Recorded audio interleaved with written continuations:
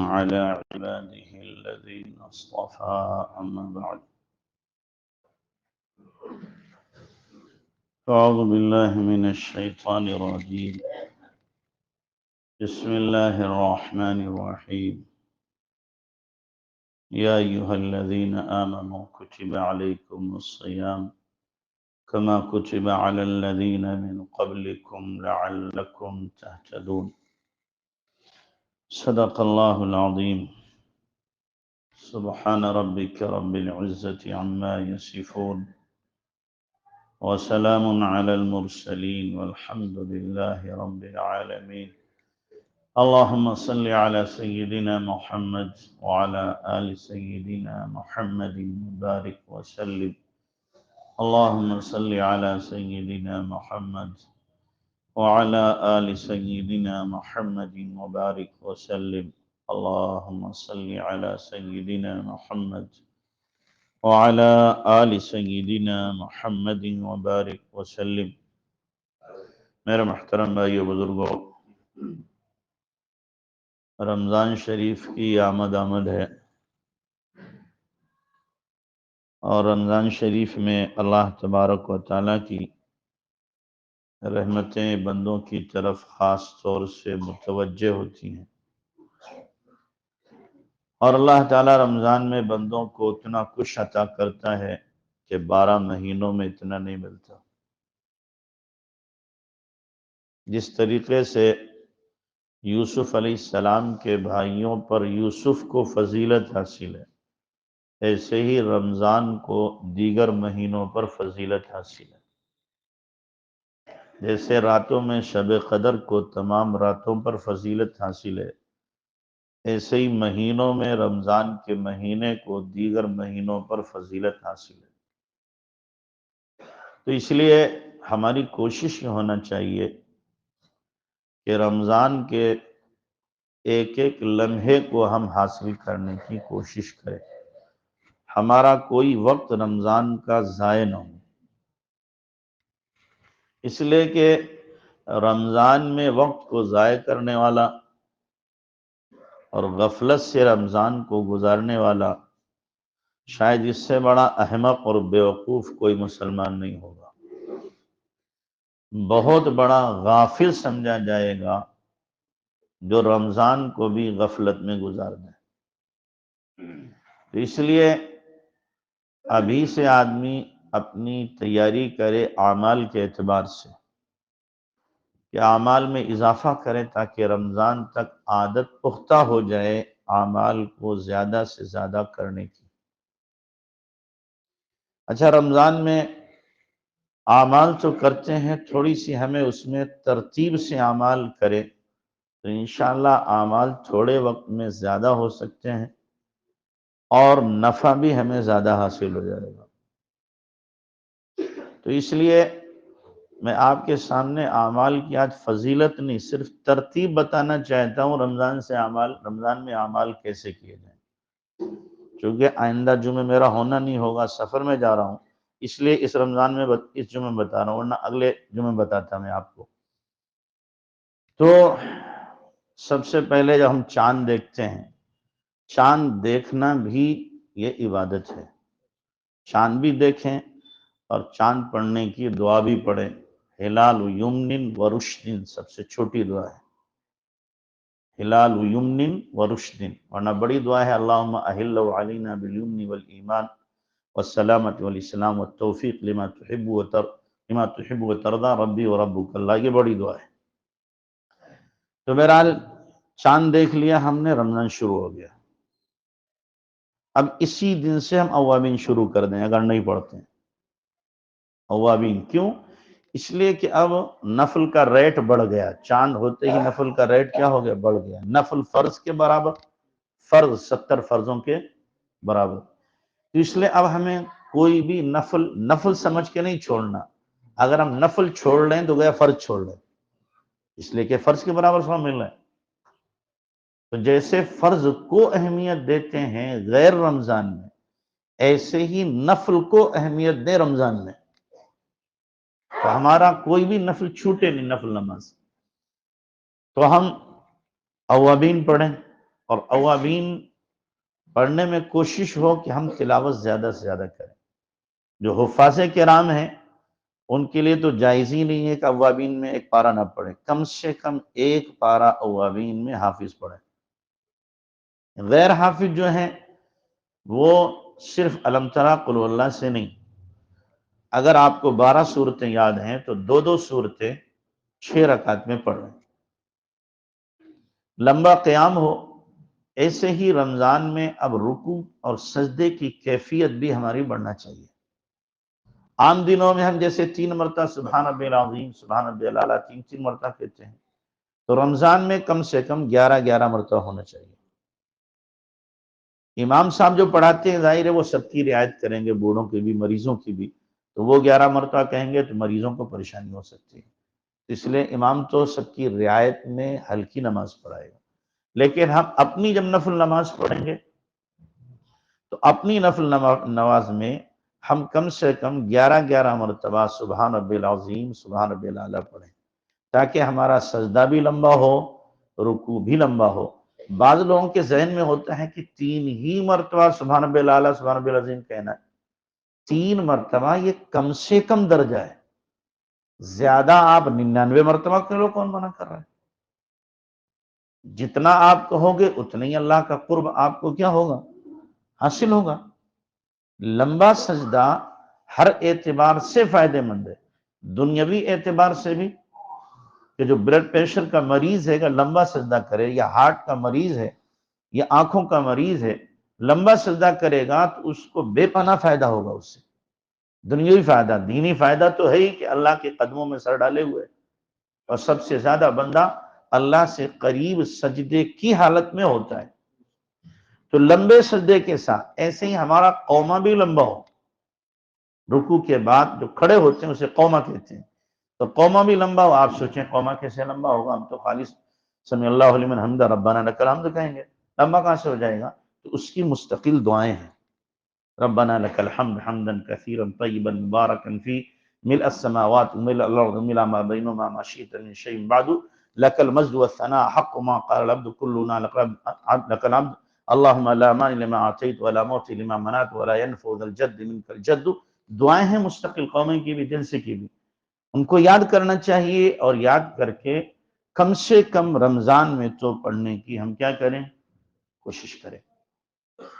تو ایسے 6 رکعتیں ہم پوری کریں، اور پھر اللہ تبارک و تعالیٰ سے رمضان عافیت کے ساتھ، اعمال کے ساتھ، اخلاص کے ساتھ، قبولیت کے ساتھ گزر جائے، اس کی دعا مانیں. پہلی اوابین ہم رمضان کی پڑھ رہے ہیں، اوابین پڑھ لی، اب گھر جائیں گے، کچھ اپنا کھانا پینا ہے جو بھی کرنا ہے کریں گے، چائے وغیرہ نشاد کے لیے پئیں گے. اب ہمیں آنا ہے تراویح کے لیے، عشاء کے لیے اور تراویح کے لیے. عشاء کی نماز کے بعد تراویح ہوگی. تراویح کو بوجھ نہ سمجھ کر اپنے لیے ہم اس کو اللہ کی طرف سے فضل سمجھیں کہ اللہ تعالیٰ نے 40 مزید سجدوں کی ہمیں توفیق دے دی، چونکہ ہر سجدہ اللہ سے قریب کرتا ہے. حدیث میں اللہ، قرآن میں سورہ اقرا میں اللہ نے فرمایا ہے کہ سجدہ کرو قریب ہو جاؤ. آیت پڑھوں گا تو سجدہ پہ واجب ہو جائے گا، بہت سے نہیں کریں گے، اس لیے ترجمہ کر رہا ہوں. سجدہ کرو اور قریب ہو جاؤ، یعنی ہر سجدہ اللہ کے قرب کی ایک منزل کو طے کراتا ہے. ہم عشاء کی نماز اور تراویح میں 74 سجدے کرتے ہیں. ٹوٹل کتنے کرتے ہیں؟ 74 سجدے کرتے ہیں. تو اب ظاہر ہے کہ اتنے سجدوں میں 74 منزلیں طے ہوں گی اللہ کے قرب کی. یہ سوچ کر اگر ہم تراویح پڑھیں گے تو اس کی لذت ہی الگ ہوگی، اور یہ سوچیں گے بوجھ ہے سر سے ٹالنا ہے، تو ہر رکعت ہمیں تھکائے گی. اور یہ سمجھیں گے کہ اللہ کی عبادت کرے اور میں اللہ کے سامنے سجدہ کر رہا ہوں، تو ہر رکعت ہمارے اندر بشاشت پیدا کرے گی، مزہ آئے گا. اس لیے تراویح کو بشاشت کے ساتھ پڑھنا ہے، اطمینان کے ساتھ پڑھنا ہے، اور کوشش کرنا ہے کہ ہم قرآن کو غور سے سنیں.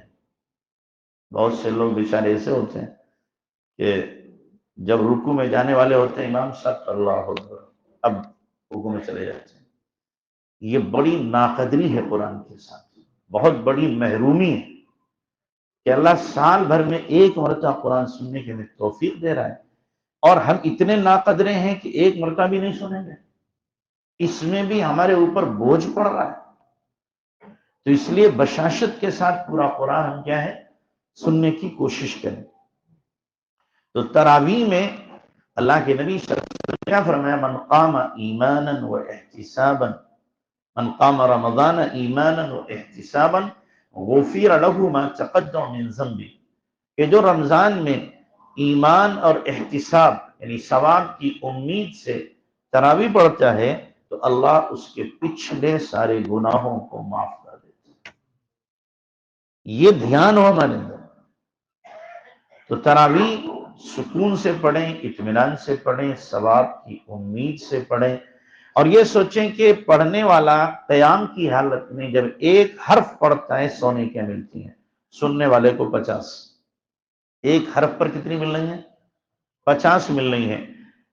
1.5 پارہ، 2 پارہ، 1 پارہ، 3 پارے پڑھے جائیں گے تو کتنے حروف آئیں گے؟ ہزاروں ہزار حروف آئیں گے۔ کتنی نیکیاں ہمارے اکاؤنٹ میں جمع ہو جائیں گی؟ شاید ہمارے کیلکولیٹر فیل ہو جائیں۔ ایک دن میں اتنی نیکیاں ہمارے حساب میں لکھی جائیں گی، لیکن یہ اسی وقت کہ ہم ثواب کی امید سے پڑھیں اور اللہ کی طرف دھیان لگا کے بوجھ نہ سمجھ کے بشاشت قلبی کے ساتھ تراویح ہم پڑھیں۔ تو ہم نے تراویح پڑھ لی، وتر پڑھ لی، نفل پڑھ لیے۔ اب اس کے بعد میں اللہ اگر توفیق دے، جیسے کہ بہت سے با توفیق لوگ ہوتے ہیں رمضان میں رات بھر جاگتے ہیں عبادت کے ساتھ میں، تو پورا رمضان عبادت سے رات میں گزارے، اور اگر ہمت نہیں ہے جا کر کے اپنے آرام کر لیں، جلدی آرام کرنے کی کوشش کریں، اور ادھر جلدی اٹھیں۔ صبح کو کم سے کم 2-2.5 گھنٹے پہلے اٹھیں۔ کیوں؟ اس لیے کہ صرف ہمیں سحری ہی نہیں کھانا ہے، بلکہ ہمیں تہجد بھی پڑھنا ہے اور اللہ سے مانگنا بھی ہے۔ تو اس لیے 2-2.5 گھنٹے جب ہم پہلے اٹھیں گے، اطمینان سے وضو کریں گے، نماز پڑھیں گے، حفاظ 1 پارہ پڑھیں تہجد میں، غیر حافظ جو ہیں وہ تہجد میں کم سے کم یاسین شریف پڑھیں۔ یاسین شریف جو قرآن پڑھے ہوئے ہیں ہر ایمان والے کے دل میں موجود ہونا چاہیے یاسین شریف، اس لیے کہ یاسین شریف جو ہے قرآن کا دل ہے۔ قرآن کا کیا ہے؟ دل ہے، تو دل میں ہونا چاہیے۔ دل کا ہونا چاہیے، دل میں ہونا چاہیے۔ تو ہم تہجد پڑھیں۔ اللہ کے نبی صلی اللہ علیہ وسلم تہجد کی 2 رکعت ہلکی پڑھتے تھے، اور اس میں روایت میں آتا ہے کہ پہلی رکعت میں سورہ فاتحہ کے بعد قل یا ایھا الکافرون، دوسری رکعت میں سورہ فاتحہ کے بعد میں قل ھو اللہ احد، یہ 2 ہلکی ہو گئی۔ اس کے بعد ہمارے بزرگان دین فرماتے ہیں کہ 2 رکعت اور پڑھنا ہے تو پہلی رکعت میں سورہ فاتحہ کے بعد میں آیت الکرسی خالدون تک، یعنی اس کے بعد کی 2 آیتیں، اور دوسری رکعت یعنی چوتھی رکعت میں سورہ فاتحہ کے بعد میں سورہ بقرہ کا آخری رکوع للہ ما فی السماوات سے آخر تک پڑھنا ہے۔ 4 رکعت ہو گئی۔ اب اس کے بعد ہمیں اور پڑھنا ہے یاسین شریف، اگر 2 رکعتیں اور پڑھنا ہے تو 2 حصوں میں تقسیم کر لیں، 4 پڑھنا ہے تو 4 حصوں میں تقسیم کر لیں یاسین شریف کو، تو 8 رکعتیں ہو جائیں گی۔ لیکن یہ غیر حافظ کے لیے بتا رہا ہوں، حافظ کے لیے نہیں۔ حافظ کو تو پارہ ہی پڑھنا ہے، حافظ کو کیا پڑھنا ہے؟ رمضان میں پارہ ہی پڑھنا ہے تہجد میں۔ تو اس طریقے سے ہمیں تہجد پڑھنا ہے، اور پھر تہجد پڑھ کر کے کم سے کم 15 منٹ اللہ سے دعا مانگیں۔ کتنی دیر میں؟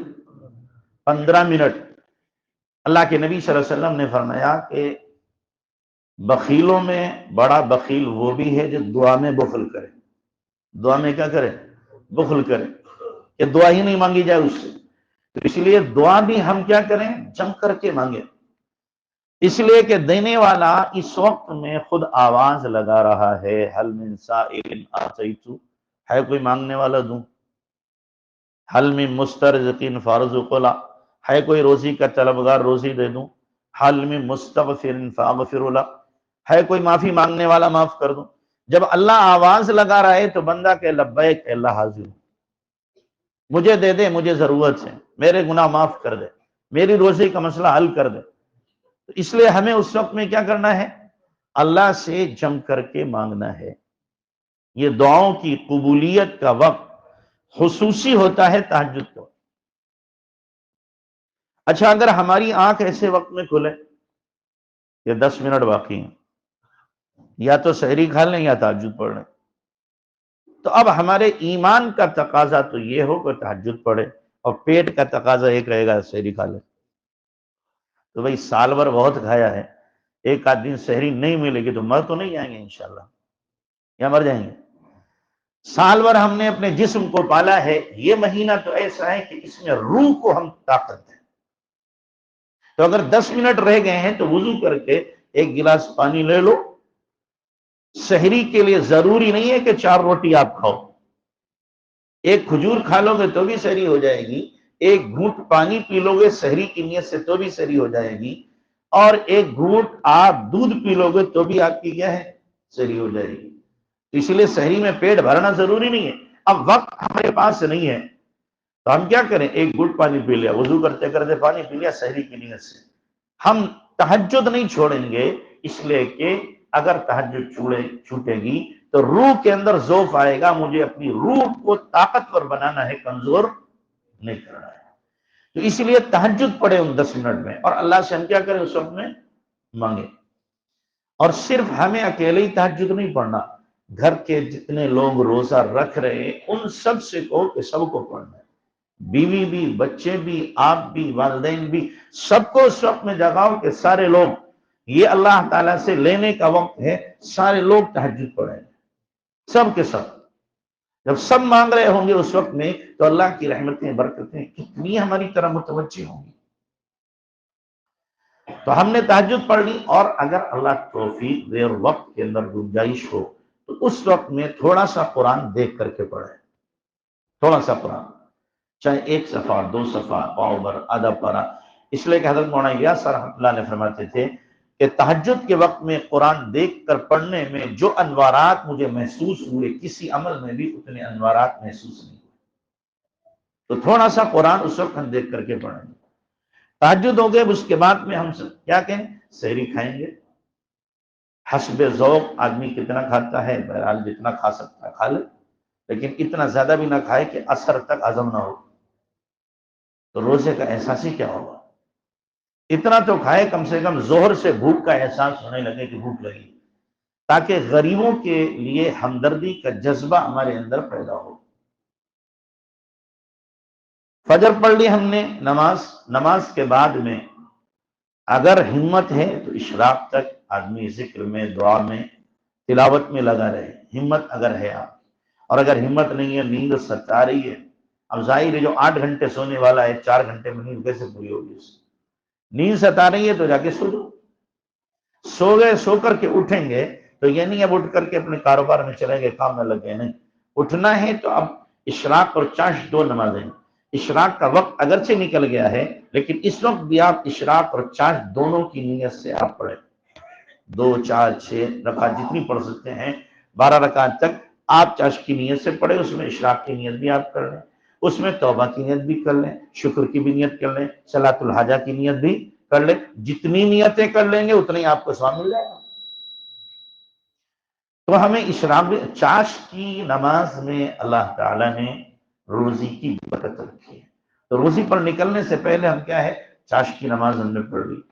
اب بہت سے لوگ ہیں، تھوڑا وقت ہوگا ہم قرآن لے کر بیٹھ جائیں، تلاوت کر لیں 1، 2 پارے کی، پھر اپنے کاروبار میں لگے۔ تو کاروبار میں ظاہر ایسا تو نہیں ہوتا کہ 24 گھنٹے آپ کے ہاتھ مشغول رہیں، وہاں پر بھی آپ مصحف رکھو، قرآن رکھو، جب موقع ملے 5 منٹ کا، 10 منٹ کا قرآن کھول کے بیٹھ جائیں، تلاوت کر لی۔ اور اگر اتنے ہی مشغول رہتے ہیں، آپ کے ہاتھ خالی نہیں ہوتے، تو زبان تو خالی ہے، زبان تو خالی ہے، استغفار اور کلمے کی کثرت کریں۔ رمضان شریف میں کم سے کم ہر ایک کو 1000 مرتبہ کلمہ لا الہ الا اللہ، 1000 مرتبہ کم سے کم استغفر اللہ ربی من کل ذنب واتوب الیہ، اور کم سے کم 500 مرتبہ درود شریف روزانہ پڑھنا چاہیے، روزانہ۔ قرآن کی تلاوت کے سلسلے میں غیر حافظ 5 پارے روزانہ پڑھے، کتنے؟ ہر نماز میں 1 پارہ پڑھ لے، 5 پارے ہو جائیں۔ اور جو حافظ ہیں ان کے لیے تو 10 سے کم پڑھنا جائز ہی نہیں سمجھتا ہے، 10 پارے سے کم، کہ روزانہ حافظ جو ہے 10 پارے کم سے کم روزانہ پڑھے۔ پڑھنے والے زیادہ بھی پڑھتے ہیں، ایک ایک قرآن پڑھ لیتے ہیں پڑھنے والے روزانہ، تو اس لیے 10 پارے تو روزانہ حافظ کو پڑھنا ہی ہے۔ جن دنوں میں سنا رہا ہے ان دنوں میں بھی، اور جب سنا چکا ہے اس کے بعد بھی 10 پارے۔ تو غیر حافظ 5 پارے روزانہ تلاوت کرے۔ تو ہمیں تلاوت کرنا ہے اور اس کے بعد اپنا کاروبار کرنا ہے۔ ظہر کا وقت آیا۔ اچھا، ایک بات یہ ہے کہ رمضان میں خاص طور سے اس بات کا اہتمام کریں کہ اذان سے پہلے مسجد میں پہنچیں، چاہے 1 منٹ 2 منٹ پہلے وضو کر کے اذان سے پہلے مسجد میں پہنچیں۔ اس کا فائدہ کیا ہوگا؟ اس کے 2 فائدے ہوں گے۔ ایک فائدہ تو یہ ہے کہ اذان سے پہلے جب آپ پہنچیں گے تو سنت اہتمام کے ساتھ آپ پڑھ لیں گے۔ غیر رمضان میں آپ 4 رکعت سنت 5 منٹ میں پڑھتے تھے، 4 منٹ میں، اب رمضان میں کم سے کم 4 رکعت میں 10 منٹ ہونا چاہیے۔ کتنے ہونا چاہیے؟ 10 منٹ۔ اس لیے کہ جب 11 مرتبہ سبحان ربی العظیم سبحان ربی الاعلیٰ کہیں گے اور 2 یا 3 سورتیں آپ پڑھیں گے تو یقینی طور پر 10 منٹ ہو جائیں گے۔ تو رمضان غیر رمضان کی عبادت میں بڑی فرق ہونا چاہیے کہ رمضان کی عبادت ہماری زیادہ اہتمام کے ساتھ ہے غیر رمضان کے مقابلے میں۔ تو ہر نماز میں اگر ہم پہنچ گئے تو 15 15 75 منٹ ہمیں ملے۔ کتنے ملے؟ 75 منٹ ملے۔ اب 75 منٹ میں سے ہم نے مثال کے طور پر 50 منٹ سنتوں کے نکال لیے، 50 منٹ کس کے نکال لیے؟ سنتوں کے نکال لیے، تو بھی ہمارے پاس 25 منٹ بچتے ہیں۔ 25 منٹ میں ایک پارے کی تلاوت آرام سے ہو جائے گی، ایک پارے کی تلاوت آرام سے ہوگی۔ تو اس طریقے سے ہم کیا ہے، 5 نمازوں میں اگر اہتمام کریں گے تو ہماری تلاوت بھی ہو جائے گی، اور اگر ہمارا ذکر چھوٹا ہوا ہے تو ذکر بھی پورا ہو جائے گا۔ تو ظہر کی نماز پڑھ لی، ظہر کی نماز کے بعد لمبا وقفہ ہمیں ملتا ہے اس بیچ میں ہم تلاوت بھی کریں، کاروبار سے جڑے ہوئے ہیں تو کاروبار بھی تھوڑا کریں، لیکن ساتھ ساتھ میں تلاوت کریں۔ اور رمضان میں ہماری زبان بہرحال غفلت کا شکار نہیں ہونا چاہیے، زبان پر ہر وقت اللہ کی یاد ہو، ہر وقت ہماری زبان اللہ کی یاد میں تر رہے۔ پھر عصر کی نماز کے وقت آئے گا تو عصر کی نماز پڑھنا ہے ہمیں، اور نماز پڑھنے کے بعد اب ہمارے پاس 1.5 گھنٹہ ہوتا ہے تقریباً۔ اس 1.5 گھنٹے کو 2 حصوں میں تقسیم کرو۔ جو ہمارے پاس 45 منٹ ہیں، ان 45 منٹ پہ تو ہم تلاوت اور ذکر کریں، تسبیحات پڑھیں۔ مان لو ہم نے آدھا گھنٹہ تو تلاوت کر لی، 15 منٹ ہم نے تسبیحات پڑھ لی۔ اب جو ہمارے پاس 1.25 گھنٹہ بچا ہے، یہ 1.25 گھنٹہ ہم اپنی بیوی کے ساتھ میں یا ماں کے ساتھ میں افطاری بنوائیں۔ کیا بنوائیں؟ مان لو گھر میں اکیلی آپ کی بیوی ہے، بچے بڑے نہیں ہیں، بیٹی بڑی نہیں ہے، یا ماں آپ کے گھر میں اکیلی ہے، وہ 3 گھنٹے چولہے پہ کھڑی رہے، آپ باہر رہو، اسی میں بیٹھے رہو، یہ تو ناانصافی ہے، یہ تو ظلم ہے۔ یا تو بچے ساتھ دے رہے ہیں یا آپ خود ساتھ دو اس کا۔ تو 1.25 گھنٹہ آپ افطاری بنوانے میں ساتھ دو، آپ بھی ساتھ میں لگو، اس سے اس کی آپ کی قدر بھی ہوگی، محبت بھی ہوگی، اس کا ہاتھ بھی بٹے گا۔ تو افطاری آپ نے ساتھ میں بنوائی، افطاری تیار ہو گئی۔ دیکھیں افطاری کے وقت میں ہر ایک مسلمان کو چاہیے کہ افطاری کے وقت سے 10 منٹ پہلے سارا کا سارا افطار اپنے دسترخوان پہ رکھ دو۔ سارا رکھ دیا ہم نے، سجا دیا۔ اب یہ 10 منٹ جو ہمارے پاس بچے ہیں، یہ بہت اہمیت کے حامل ہیں کہ ان 10 منٹ میں ہمیں اللہ سے لینا ہے۔ کیا کرنا؟ اللہ سے لینا ہے۔ اب یہ نہ ہو کہ جناب ہم تو گرم گرم پکوڑی کڑھائی سے نکلی ہوئی کھائیں گے، وہ تو چولہے پہ کھڑی ہے جناب پکوڑی کھا رہے ہیں، یہ زیادتی ہے ہماری، ظلم ہے ہمارا۔ ہم پکوڑیاں ہاٹ پوٹ میں رکھ دو بنا کر کے، اور اس دسترخوان پہ لگا دو، اب جو ہے گھر میں بیٹھ کے آپ دعا مانگو، چاہے تو دسترخوان پہ سارے بیٹھ جاؤ، یا ہر آدمی اپنا کونا گھر کا پکڑ لے، ایک کونے میں ایک رو رہا، دوسرے کونے میں دوسرا رو رہا، تیسرے کونے میں تیسرا رو رہا، پورا گھر جو ہے اس وقت میں اللہ سے مانگنے میں، اور ہر کونے میں کوئی مانگنے والا ہے، مانگ رہا ہے۔ اس لیے کہ یہ وقت وہ ہوتا ہے کہ حدیث میں اللہ کے نبی صلی اللہ علیہ وسلم نے فرمایا ثلاثۃ لا ترد دعوتهم، 3 لوگ ایسے ہیں جن کی دعا رد نہیں ہوتی، ان میں سے ایک کون ہے؟ الصائم حین یفطر، روزہ رکھنے والا جب افطار کرتا ہے تو اس کی دعا اللہ رد نہیں کرتا۔ اس وقت ہمیں مانگنا ہے، میں ہر سال بتایا کرتا ہوں کہ ہمارے حضرت فرماتے ہیں کہ دیکھو اللہ تعالیٰ نے رمضان میں ہمیں کیا ہے 30 بلینک چیک دے دیے. کیا دے دیے؟ 30 بلینک چیک دیے ہیں سائن کر کے، لو چیک لے لو، اب اماؤنٹ تم اپنے حساب سے لکھ لو. اس میں اگر ہمیں کوئی مالدار کیا کرے بلینک چیک دے اور لکھو اپنے حساب سے، تو جتنے فگر ہوں گے سارے بھر دیں گے، ہم چھوڑیں گے نہیں کہ جی جتنے لاکھ کروڑ آ جائیں سب بھر دو. اللہ بھی ہمیں بلینک چیک دے رہا ہے 30 کہ روزانہ بھرو، اس میں کیا بھرتے ہو، روزانہ بھرو اس میں کیا بھرتے ہو. تو اب آپ کیا کرو، جیسے میں نے بتایا تھا، آپ کیا کرو اس میں اپنی پوری فہرست بنا لو رمضان سے پہلے کہ میری یہ ضرورت ہے، یہ مشکلات، یہ پریشانیاں، یہ مقدمے، یہ بیماریاں، فہرست آپ نے بنا لی پوری کی پوری. روزانہ اللہ کے سامنے رکھ دو. اللہ ایک دعا قبول ہوگی نا روزانہ، آج کی دعا یہ قبول کر لے میری. کل آیا اللہ آج یہ دعا قبول کر لے، پرسوں آیا اللہ آج یہ دعا قبول کر لے. ایک ایک دعا روزانہ رکھ دو. اللہ میں نہیں جانتا، تیرے نبی نے کہا ہے دعا قبول ہوتی ہے، لہذا میں تو یہی کہوں گا قبول کر میری. ہمیں نہیں پتا، تیرے نبی نے کہا تو بھی سچا، تیرا نبی سچا، میں جھوٹا ہو سکتا ہوں لیکن تیرے نبی پر یقین کر کے میں کہہ رہا ہوں میری یہ دعا قبول کر. اس لیے رمضان سے پہلے کیا کرو، اپنی فہرست بنا لو ضرورتوں کی. یہ ضرورتیں مجھے اللہ کے سامنے کیا کرنا ہے، رکھنا ہے. یہ پریشانیاں ہیں، ان پریشانیوں کو رمضان میں حل کرانا ہے. رمضان میں کیا کرنا ہے، حل کرانا ہے. تو یہ وقت جو ہوتا ہے وہ اللہ تعالیٰ سے کیا ہے، مانگنے کا بہت اہمیت کا حامل وقت ہے. تو ہم اس وقت اپنی گھر والی کو یا ماں کو یا بہن کو یا اسی طریقے سے گھر کی اور دیگر مستورات کو صرف افطاری بنانے کے لیے نہ چھوڑ دیں، بلکہ ان کو ہم اس وقت فارغ کر دیں اور کہیں پہلے ہی سے سمجھانے کہ رمضان میں 10 منٹ پہلے آپ کو فارغ ہو کر بیٹھ کے دعا مانگنا ہے. افطاری کم تیار ہوئی وہیں پہ چھوڑ دو، لیکن آپ کیا کرو 10 منٹ دعا کے لیے نکالو. کرو گے بھائی انشاءاللہ؟ تو اس ترتیب سے ہمیں کیا کرنا ہے، اعمال کرنا ہے. اس ترتیب سے کریں گے تو انشاءاللہ ہمارا وقت کیا ہو جائے گا، وصول ہو جائے گا. ورنہ رمضان آتا ہے چلا جاتا ہے اور ہمیں جو کرنا ہے وہ نہیں کرتے اور جو نہیں کرنا ہے وہ کر دیتے. رمضان میں سحری کے افطاری کے بعد میں اور خاص طور سے تراویح کے بعد میں لوگ گھومنے کے لیے نکل جاتے ہیں. یہ بہت بڑی حماقت اور جہالت ہے، بہت بڑی نادانی ہے. جلدی سے سو تاکہ سحری میں اٹھ کر کے اللہ کے سامنے رو سکو، اللہ کے سامنے کیا ہے اپنی ضروریات کو رکھ سکو. اچھا ایک بات اور آپ سے عرض کرنی ہے. اچھا آپ سب ایک دن میں کتنے روزے رکھو گے؟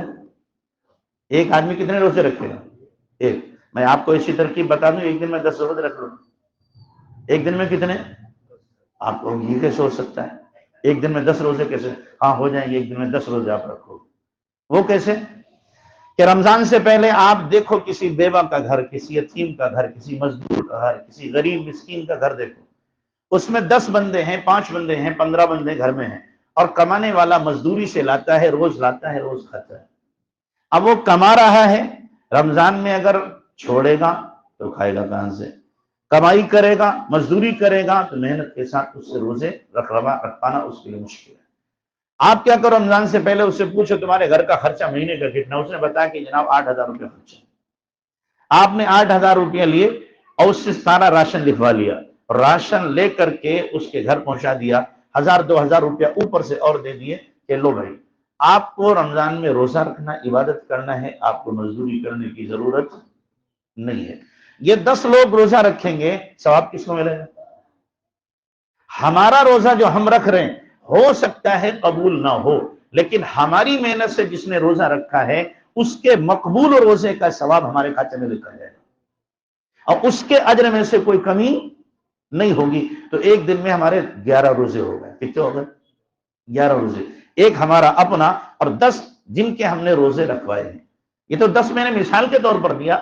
آپ کو اللہ اور توفیق دے 15 کو، 20 کو، 50 کو، یا اگر کسی کے پاس کم ہے تو 2 آدمی، 3 آدمی، جتنا جو اپنی حیثیت سے کر سکتا ہے اتنا کرے تاکہ ہم زیادہ سے زیادہ روزوں کا کھاتا اپنا اللہ کے یہاں بڑھا سکیں اور غربا کی ہم دعا لے سکیں. وہ ہمیں افطار کے وقت میں ظاہر ہے کہ جس کے لیے ہم نے یہ راشن تیار کیا، سامان تیار کیا، وہ جب دعا کرے گا تو ہمارا نام ضرور لے گا. ہو نہیں سکتا کہ ہمارا نام نہ لے. تو اس لیے ان غربا اور مساکین کی ہم دعا لیں. رمضان سے پہلے ہم کیا کرتے ہیں، ہم یہ کرتے ہیں کہ عید کے دن نکالتے ہیں کس کو؟ فطر کو. رمضان میں نکالتے ہیں زکوٰۃ کو، میں کہہ رہا ہوں آپ کیا کریں، چاند لے کے ہی فطرہ نکال لو۔ فطرے اگر دوسرے پیسے آپ نفلی صدقات کے نہیں دے سکتے ہو، فطرہ دے دو ان کو، گھر والوں کا۔ زکوٰۃ کے پیسے وہ زکوٰۃ کا مستحق ہے، زکوٰۃ کے پیسوں سے آپ اس کے گھر میں راشن بھرا دو۔ اعلیٰ درجے کی بات ہے کہ آپ نفلی صدقات کے ذریعے سے ان کی مدد کرو، نفلی سے نہیں کر سکتے ہو تو کم سے کم کیا کریں، ہم زکوٰۃ کے ذریعے سے ہی ان کو ہم رمضان میں فارغ کر دیں کہ تمہیں محنت نہیں کرنا ہے، تم کیا کرو، اللہ کی کیا کرو، اس مہینے میں عبادت فارغ ہو کر کے کرو، تمہیں رمضان میں محنت نہیں کرنی ہے۔ اور ایک بات کہہ کے میں اپنی بات ختم کروں گا کہ جس طریقے سے رمضان میں اگر کوئی آدمی صرف فرض نماز پڑھے، نہ تراویح پڑھے، نہ سنت پڑھے، نہ نفل پڑھے، تو ہم کیا کہیں گے، یار آدھی نماز پڑھ رہے ہیں، کیا کہیں گے، آدھی نماز، یا ہم اس کے اوپر کوئی اور ٹھپا لگا دیں فلاں یہ مسلک سے تعلق رکھتا ہے، یہ تو کہیں گے نا۔ کیوں؟ اس لیے کہ نماز فرض ہے اور ساتھ میں نفل اور سنت بھی ہے۔ اگر کوئی آدمی رمضان میں خالی زکوٰۃ نکالتا ہے، نفلی صدقہ نہیں نکالتا، تو ہم سب کیا کرتے ہیں، رمضان میں صرف زکوٰۃ نکالتے ہیں، بھی ابھی مسجد کے لیے یا اور دوسری ابھی صرف زکوٰۃ ہی نکالنا ہے۔ کیوں زکوٰۃ نکالنا ہے؟ فرض نماز کے ساتھ جب فرض ہم نفل پڑھ رہے ہیں، فرض نماز کے ساتھ کیا پڑھ رہے ہیں، نفل پڑھ رہے ہیں، تو فرض زکوٰۃ کے ساتھ میں نفل صدقات کیوں نہیں دیں گے؟ جس طریقے سے فرض نماز 70 فرضوں کے برابر اور نفل نماز فرض کے برابر ہے، اسی طریقے سے ایک زکوٰۃ 70 زکوٰۃ کے برابر اور نفل صدقہ فرض زکوٰۃ کے برابر ہے۔ یہاں پر بھی یہی حکم ہے، جو عبادات ہیں سب میں ریشو یہی ہے اللہ تعالیٰ کی۔ تو جب ہم زکوٰۃ دے رہے ہیں تو زکوٰۃ کے ساتھ میں کیا ہونا چاہیے، نفلی صدقات بھی کثرت کے ساتھ ہمیں کرنا چاہیے، کریں گے انشاءاللہ۔ اللہ ہم سب کو عمل کی توفیق عطا